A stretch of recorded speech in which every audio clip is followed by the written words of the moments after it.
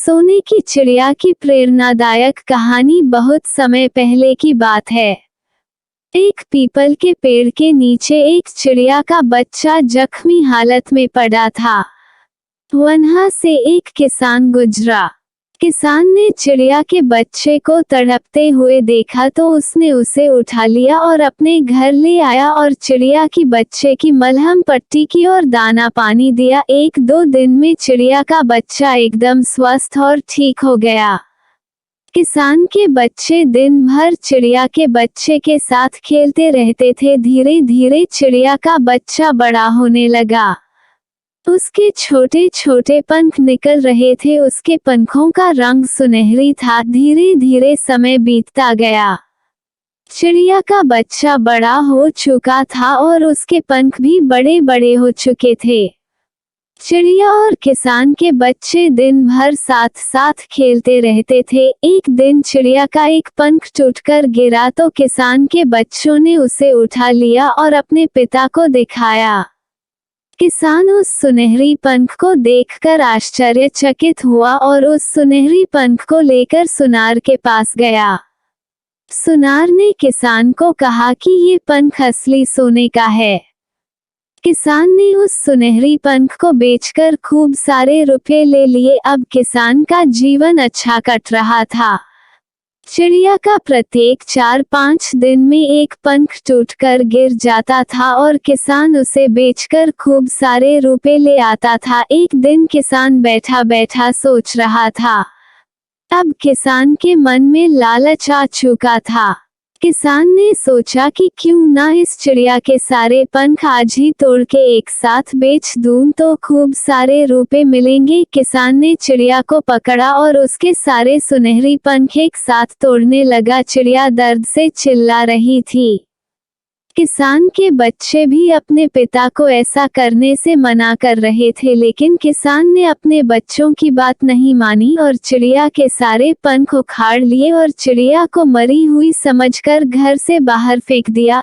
किसान सारे सुनहरी पंख लेकर बेचने के लिए शहर गया। वहां पर उसने एक सुनार की दुकान पर जाकर सारे पंख बेच दिए और खूब सारे रुपए लेकर घर आ गया। कुछ दिन बाद सुनार अपने साथ पुलिस को लेकर किसान के घर आया।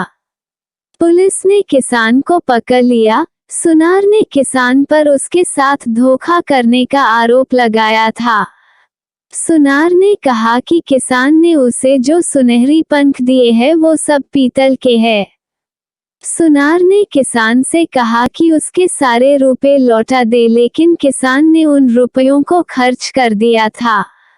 इसलिए पुलिस ने किसान को जेल में डाल दिया। किसान के पत्नी और बच्चे बहुत परेशान हो रहे थे। उन्हें अपने पिता को बचाने का कोई रास्ता नहीं मिल रहा था। अंततः किसान की बड़ी बेटी सुकन्या ने उस सुनहरी चिड़िया को खोजना शुरू किया। किसान की पुत्री जंगल में उस सुनहरी चिड़िया को खोजती रही। सुनहरी चिड़िया को खोजते खोजते उसे एक झोपड़ी नजर आई।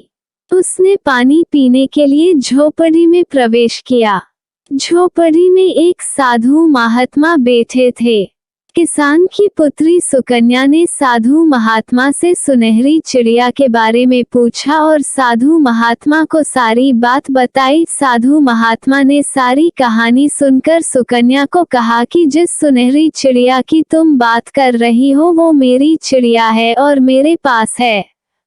तुम्हारे पिता ने लालच के चलते चिड़िया के बुरी तरह से पंख उखाड़ लिए थे, इसलिए तुम्हारे पिता को दंड मिलना ही चाहिए। साधु महात्मा ने सुकन्या को बताया कि सुनहरी चिड़िया के पंख उसके सुख और डैख पर निर्भर है। यदि सुनहरी चिड़िया सुखी होती है तो उसके पंख सोने के बनकर झड़ते हैं और अगर दुखी होती है तो पीतल की बनकर झड़ते हैं। क्योंकि तुम्हारे पिता ने सुनहरी चिड़िया को दर्द और तकलीफ देकर उसके पंख तोड़े थे, इसलिए वो पीतल के थे।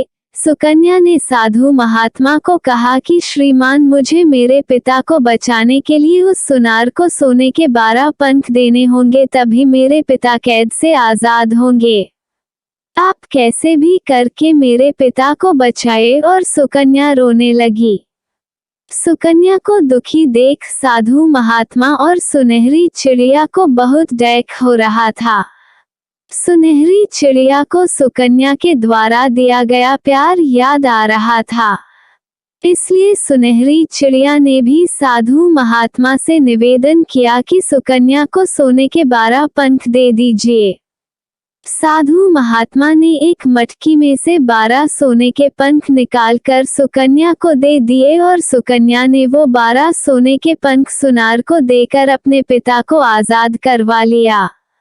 शिक्षा। दोस्तों, इस सोने की चिड़िया की कहानी से हमें सीखने को मिलता है कि हमेशा परेशान लोगों की मदद करो और लालच बुरी बला है और किसी के साथ की गई भलाई हमेशा काम आती है।